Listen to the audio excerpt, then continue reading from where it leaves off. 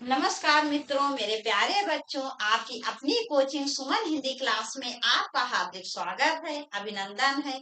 जैसा कि आप लोगों को पता होगा कि इस चैनल के माध्यम से Jharkhand police constable, Bihar police constable और उत्तर प्रदेश पुलिस कांस्टेबल के लिए हिंदी विषय की पूरी तैयारी करवाई जाती है। पहले प्रत्येक चैप्टर की थ्योरी करवाई जाती है, फिर उससे संबंधित प्रश्न करवाए जाते हैं। इससे पहले वीडियो में विराम चिन्ह के प्रश्न आपने देखे थे। अब हम आज पढ़ेंगे संज्ञा। ये संज्ञा का नाम तो सभी ने सुना होगा। संज्ञा जो है ये तो फोर्थ क्लास फिफ्थ क्लास से शुरू हो जाती है। बस कंपटीशन लेवल में हम उसका थोड़ा विस्तृत रूप देखते हैं। तो ये संज्ञा जो है ये एक विकारी शब्द है। जैसे प्रयोग के आधार पर शब्द के दो भेद होते हैं, विकारी शब्द और अधिकारी शब्द। विकारी शब्द वह होते हैं लिंग वचन काल कारक के आधार पर जिनका रूप बदल जाता है, परिवर्तित हो जाता है। इसके चार भेद होते हैं, संज्ञा, सर्वनाम, विशेषण और क्रिया। तो आज हम पढ़ेंगे संज्ञा। संज्ञा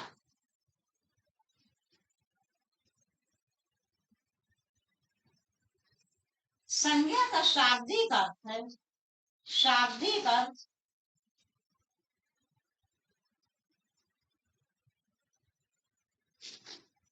शाब्दिक अर्थ है इसका नाम। संज्ञा का शाब्दिक अर्थ है नाम।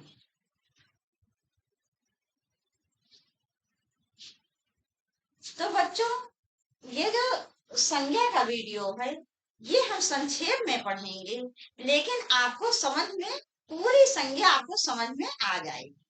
और यदि किसी को ऐसा महसूस होता है ऐसा कि संज्ञा हमें बहुत विस्तृत रूप से पढ़ना है, तो आप लोग कमेंट्स करना, मैं विस्तृत रूप से आपको पढ़ा दूंगी। लेकिन वैसे मेरा पूरा विश्वास है कि आपको पूरा समझ में आ जाए। तो संज्ञा इसका शाब्दिक अर्थ है नाम। तो बच्चों, इस संसार में चाहे सजीव हो या निर्जीव, कोई भी व्यक्ति, वस्तु, प्राणी, कोई भी ऐसी चीज नहीं है जिसका कोई ना कोई नाम ना हो।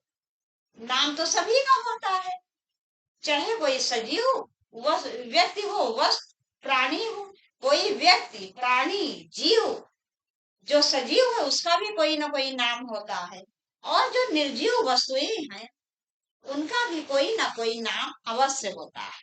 कहने का अर्थ ये है, इस संसार में हमें जो कुछ भी दिखाई पड़ता है, जो कुछ सुनाई पड़ता है, या जो कुछ भी हम अनुभव कर सकते हैं, सबका कोई ना कोई नाम अवश्य होता है, और नाम ही संज्ञा है। जी, जितना नाम है वो सब संज्ञा है, और संज्ञा नाम।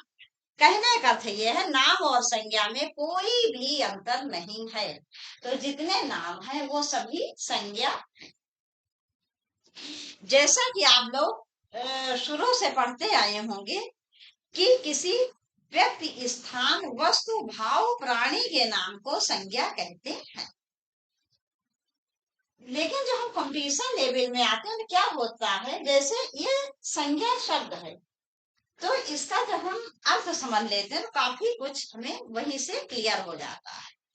तो जितने भी नाम है वो सभी संज्ञा है, चाहे वो कोई व्यक्ति हो, प्राणी हो, स्थान हो, भाव हो, कुछ भी हो, जीव हो, सब क्या है, संज्ञा।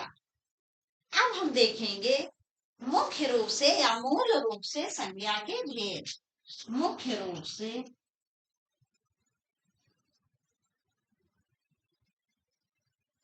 मुख्य रूप या मूल रूप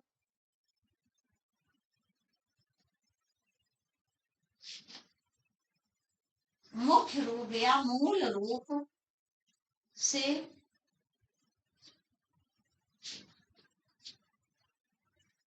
मुख्य रूप या मूल रूप से संज्ञा के भेद।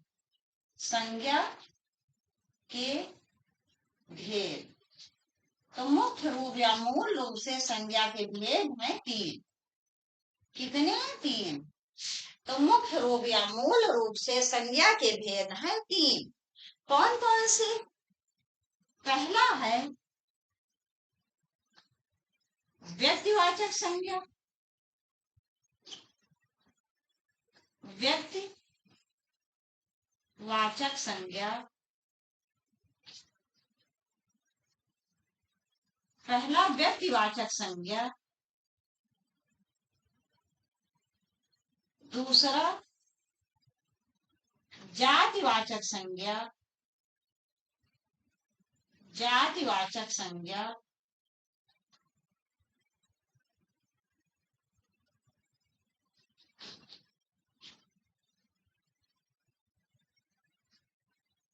और तीसरा है भाववाचक संज्ञा। भाववाचक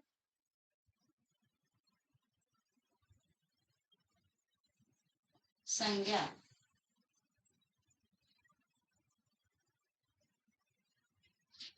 तो बेटा मुख्य रूप से या मूल रूप से संज्ञा को 3 भागों में बांटा गया है। व्यक्तिवाचक संज्ञा, जातिवाचक संज्ञा और भाववाचक संज्ञा। जो विद्वान संज्ञा के 3 भेद मानते हैं वह समूहवाचक संज्ञा और द्रव्यवाचक संज्ञा को इसी जातिवाचक संज्ञा के अंतर्गत मानते हैं, उसे अलग से नहीं मानते। तो यदि आपसे पूछा जाए कि मुख्य रूप से या मूल रूप से संज्ञा के कितने भेद होते हैं, तो आप 3 लिखेंगे। व्यक्तिवाचक संज्ञा, जातिवाचक संज्ञा और भाववाचक संज्ञा। और यदि आपसे पूछा जाए कि संज्ञा के भेद कितने होते हैं, तो आप 5 लिखेंगे। अब हम देखते हैं वो 5 भेद संज्ञा के कौन से हैं। अब हम देखेंगे संज्ञा के भेद। अभी हम लोगों ने देखा था मुख्य रूप से मूल रूप से संज्ञा के भेद जो कि 3 होती हैं। अब हम देखेंगे संज्ञा के भेद। संज्ञा के भेद। संज्ञा के भेद। संज्ञा के भेद कितने होते हैं? 5। ये 5 कौन कौन से हैं? पहला है व्यक्तिवाचक संज्ञा। व्यक्तिवाचक।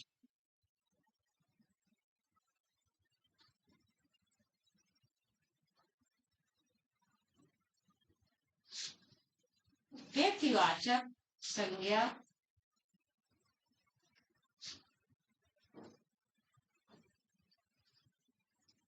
दूसरा जातिवाचक संज्ञा। जातिवाचक।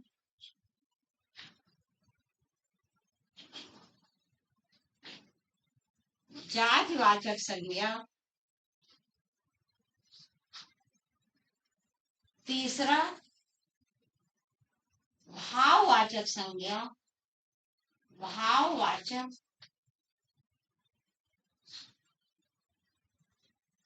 भाववाचक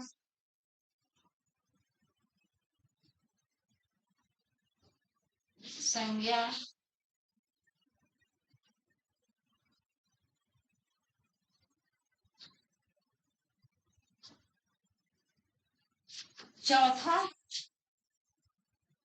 चौथा समूहवाचक संज्ञा। समूहवाचक।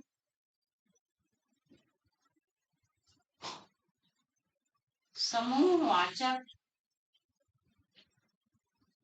संज्ञा। पांचवा है द्रव्यवाचक संज्ञा। पांचवा है द्रव्यवाचक। द्रव्यवाचक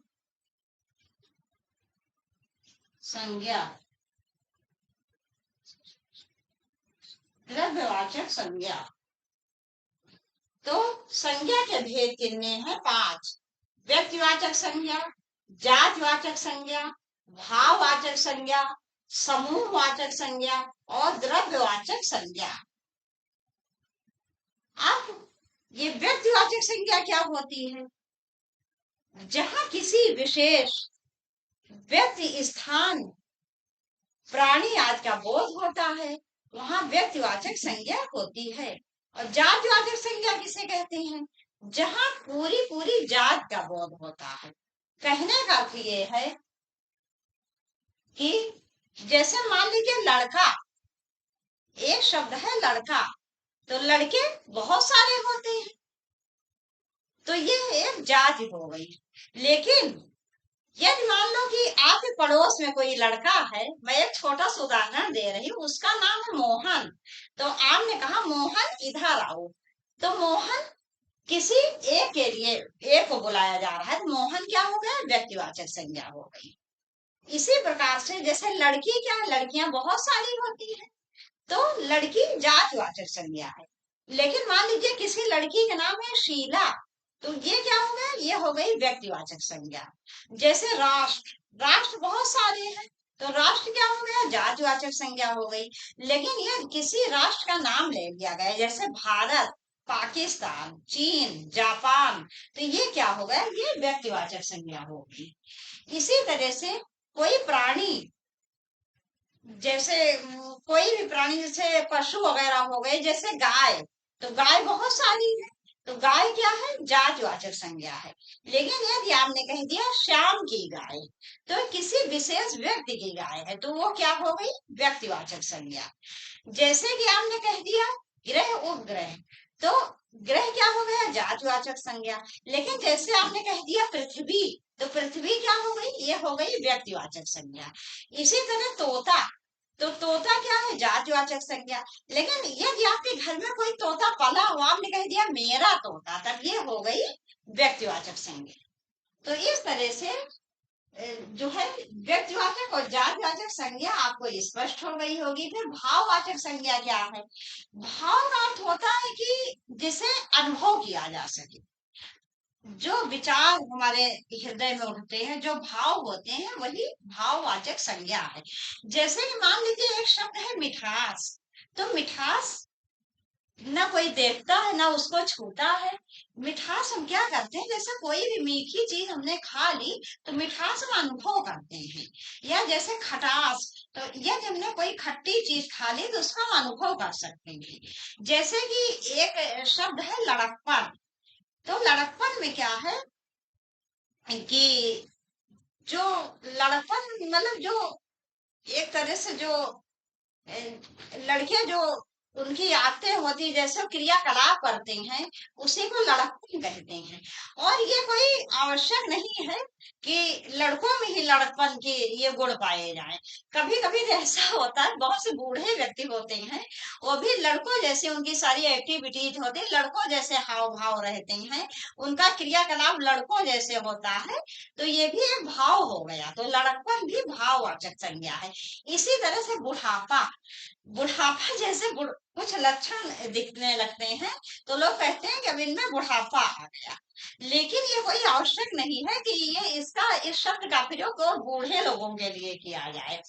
बहुत से ऐसे मान लीजिए कम उम्र के व्यक्ति भी रहते हैं, जैसे 17-18 साल के बहुत से लड़के होते हैं। मान लीजिए कुछ लड़के ऐसे होते हैं बहुत आलसी होते हैं, वो अपना समय सोने में बहुत अधिक व्यतीत करते हैं, पढ़ने लिखने में बहुत कम व्यतीत करते हैं, तो उनके लिए भी एक शब्द कहा जाता है, लगता है इनको बुढ़ापा आ गया। तो इस प्रकार से लड़कपन, बुढ़ापा, मिठास, ये सब एक भाव हो गया। तो ये सब इस प्रकार के शब्द भाववाचक संज्ञा के अंतर्गत आते हैं।